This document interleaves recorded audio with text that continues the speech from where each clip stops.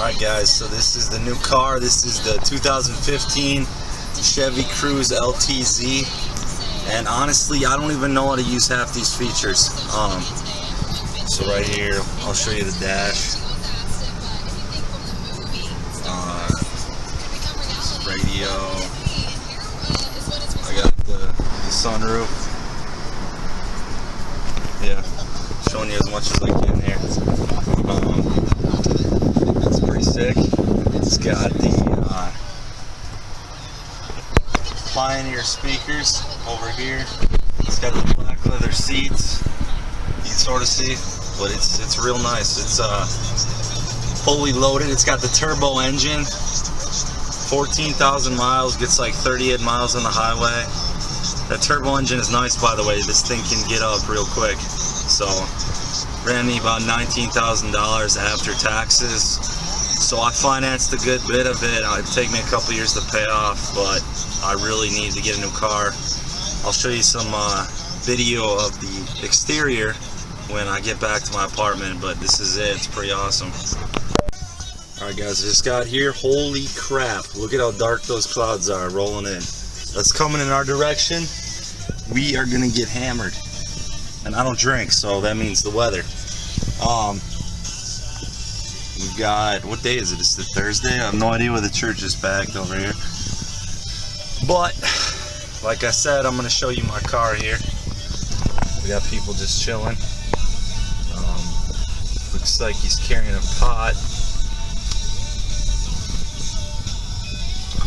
Maybe he's going to a cookout at 8 o'clock in the storm. I have no idea. So there's one other Cruze in this complex, and they parked right next to me last night. Maybe they'll do that again. I don't really know. But here we are. Alright, I'm going to show you this car now for real. I'll turn the radio off so you can get a better look at this. Alright, so let me get out. Now I can show you. Alright, but for real, look at those clouds. Here we go. Alright. That's what it looks like. Take you around front here.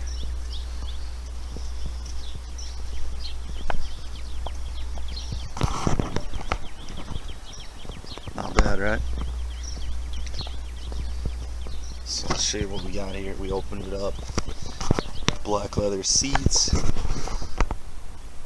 Nice dash. There's the sky roof. Just open that up. That's what that looks like. I'm gonna get my groceries. Yeah, that's it. 2015. I got my chicken, I got my rice, my waters. Extra wide tires. Not bad. Here's my apartment complex. This is literally the calm before the storm. That is dark. It's cold out, by the way. It's like 60 degrees and breezy. And now that I'm not from Wisconsin anymore, 60 degrees is cold. So here's the courtyard area. It's dark over there though. I live in here.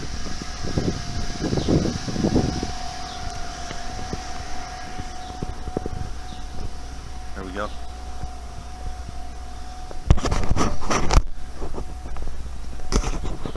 There's my car over there. Zoom in.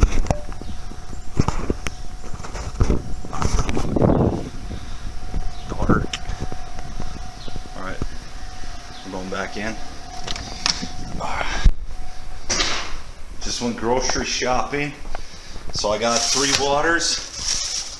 I got my chicken. I get cheap chicken, don't judge me. Not organic. I got balsamic vinegar. Now one of my clients was telling me I have to try this. He's been telling me for 2 months. So I'm going to. You take balsamic vinegar and you take whole milk mozzarella cheese and you dip it in that and eat it. I told him he needed crackers though. So I got the rosemary and olive oil crackers to go with it. We're going to see how that is. I got 2 things of jasmine rice because I eat jasmine rice pretty much every meal. And then this is also not in the diet, but Ben & Jerry's Brownie Batter Core. I've never tried it. I'm gonna see how good that is. So I will let you guys know. But that was my grocery shopping trip today.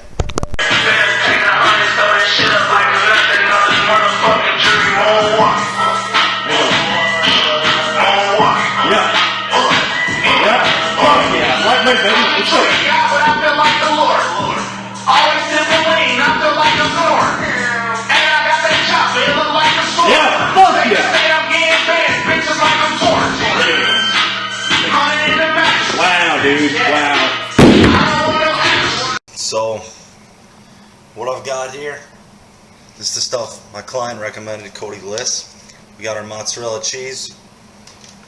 We got our Townhouse rosemary and olive oil crackers. And then we've got our balsamic vinegar. So I'm going to try this out for you. I've had a couple already. I've had a lot. But I'm going to show you here. I'm going to cut off a generous bit of cheese there. Put on the cracker like so. And then, here we go. Ready? It's going to get everywhere actually, so I'm going to pour it over a plate. Try not to get a ton on. Alright, so there it is. I got my balsamic vinegar on here. I got the cracker, got the cheese.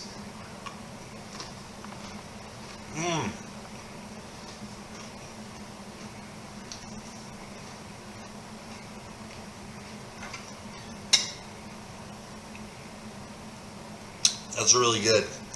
It's like a 7.5 out of 10 right there. I told Cody, I was like, we got to do Havarti cheese next time. Havarti cheese is one of the best cheeses. I personally think it would be even better than the mozzarella. Now something else I want to show you guys. We got our coconut almond butter. Now I don't like the creamy kind, I prefer the crunchy, but this was on sale, I tried it. Almond butter, for those of you who don't know, it's pretty good for you, except it's got a lot of fat obviously. And I think it's better, that's what it looks like. I think it's better than peanut butter, and I think it's better than cookie butter. I love it. And I love cookie butter. But, got some in my teeth. This stuff is incredible. So, really good. Now, last thing we're going to show here. Ben & Jerry's Brownie Batter Core. I've yet to try this. So I'm going to try it here on camera so you see my first impression. So let's see what we got here. Got ice falling off or something like that. Okay. Powered by Ice Cream, aka Eric Cohnreich. He's on Instagram. He reviews like every ice cream. He's not a fan of these core flavors.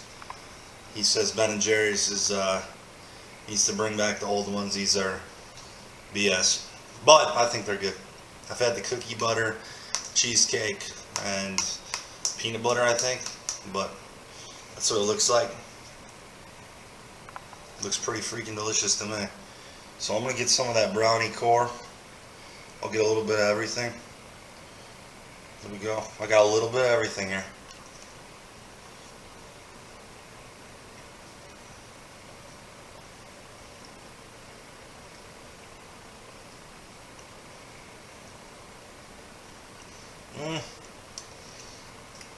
It's really so-so. Not overly impressed with it, to be honest. The cookie butter core one is the best. It's like an 8.5, 9. This is honestly like a 7. Out of all the core flavors, this one's probably the lowest. I think cheesecake is better than this one. It's just not that great. Honestly, the inside, the core part, it tastes like chocolate syrup. It doesn't taste like brownie. I don't know where they're getting brownie batter from. It tastes like chocolate syrup, like Hershey's chocolate syrup. That's it, which isn't that great. Like, I wouldn't buy it. You're much better off going with the Tonight Dough one. Tonight Dough is the best Ben & Jerry's, in my opinion. That one is way better. So that's what I would guess. just been thinking about stuff again, and you know, the more I think about it, the more I think, how have I lived my life to help the world, to give back to the world with a sense of purpose greater than myself? And if I really think about it, I don't think I have that much. You know, I mean, I know you guys say, like, I help you out, I give you something to somebody to look up to, somebody to relate to, and all that, and I think that's all well and good, but if I really break it down on a daily basis, like, what am I doing? I'm living selfishly, and it's not a fun realization to have. Kind of what prompted this is just, other than going through some hard times right now, I'm reading The Purpose-Driven Life, and that's what the book's all about, man. The book's all about, hey, there's more to life than just you. There's more to life than just what I do in the gym, my accomplishments, my powerlifting. Like, you know, you really think about it, what the hell does it really matter? Like, records will be broken all the time. I could push the boundary, but one of you is going to come along and push it even higher. Who's really going to remember that in however many years, you know? Look at somebody like Kurt Karwoski. I bet more than half of people doing powerlifting now, these young guys coming up, don't even know who that is. It's like, and that's not to discredit him, that's to make a point that just because you're awesome at this or whatever, there's got to be more than that. So it's just, it's all made me think a lot more about what I want to be doing. And the further I go along in life, the more I realize that you really do have to be good yourself. You have to have figured out what you're about, what you value, your morals, what you exemplify, all that stuff. You have to figure that out before you're going to be good with somebody, or you're going to be able to give back to the world. You got to figure yourself out first. So that's what I'm trying to do. There's times where, like I said in that last video, I feel like I'm behind a little bit. I feel like at almost 25 years old, I'm just clueless, man. I feel like I've messed up a lot of things and made the same mistakes over and over. And don't have a lot to show for my 25 years on this earth outside of maybe what I've done in the gym. So that's kind of where it's like, there's got to be more than this. And this isn't meant to depress everybody, and I'm not gonna like jump off a bridge or anything. It's not like that. Like, I don't want you to think that I'm just I think saying stuff like this will get other people thinking, and will help you guys kind of relate to me and figure out what you want to do. It's the same thing with that Instagram post I made the other day about always striving to be better. It's along the lines of that, and I said, look guys, I've driven a beater car for so long. I failed at marriage, I failed at school, and I did fail at school essentially. Failed out at the University of Wisconsin. Didn't fail out, but I was on academic probation because my GPA dipped below 2.0 for a semester or something like that. So that's a C average, is 2.0. And I wasn't partying or anything, but again, so stupid, I was like putting everything I had into lifting. And so, I mean, you could say, well, it kind of worked out, lifting is your passion and all, but I was so focused on that I didn't really give a crap about school, and it reflected in my grades. And that's just, I mean, these are just examples. Like, I've gone through all the same BS you guys have, all the same struggles, and so I put that out there. It's not easy for me to bring that up or talk about this stuff. It's embarrassing. It's something I don't bring up because it's like, I don't want to. But at the same time, I feel like if it makes someone out there relate to me and someone out there realize that you can make it, then I have to say it. It's my way of giving back in a sense. And I feel like I need to do more of that, be more open about my struggles, because then at the end of the day, that's going to benefit somebody more than just being like, hey, I freaking deadlifted 900, you know? That's all well and good, but and guys jokingly say, oh, it's all good because your deadlift is most people's total. And it's like, yeah, I get it, it's a funny joke, but let's be real. It can't just be that. So, that's all. I mean, that's what's on my mind right now. Okay, guys, so what I did today was I just cleaned up everything in here. I just wanted to simplify it all. So I took down my Christmas tree, which is the most noticeable thing, but I just cleaned up everything. Cleaned up my work area.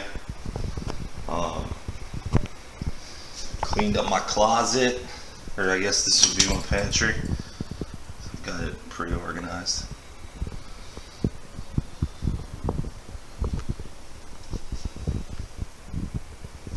So I just wanted to simplify everything, really. Like, I'm stressed out of my mind right now, and I just wanted everything to be simple. I wanted to get rid of all this stuff I didn't need. Just get back to basics, because really we just acquire a bunch of crap and then we never use it, and it sits around, and pretty soon we have tons of stuff, and then we get all stressed out, and that's no way to live. So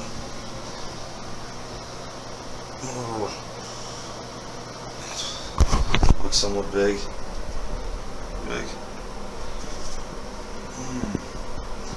Flexing. I feel like I put on a lot of mass on my arms and stuff. Put this up too. No, but we acquire a bunch of stuff and it just sits around. We never use it. Like, I haven't cleaned out my drawers. A bunch of clothes I never need, you know, I don't use, never wear, whatever. But I just want to get back to basics here. Right now I'll show you what I'm about to eat. Jasmine rice, chicken, a little bit of beef, salsa with corn and beans. I've got, the heck else? I got pepper jack cheese, no, cold jack cheese, and then I've got, I put something else in here. I got taco seasoning, salt. I'm trying to think what I put in. Put something else in, but I can't remember. But yeah, it looks pretty good.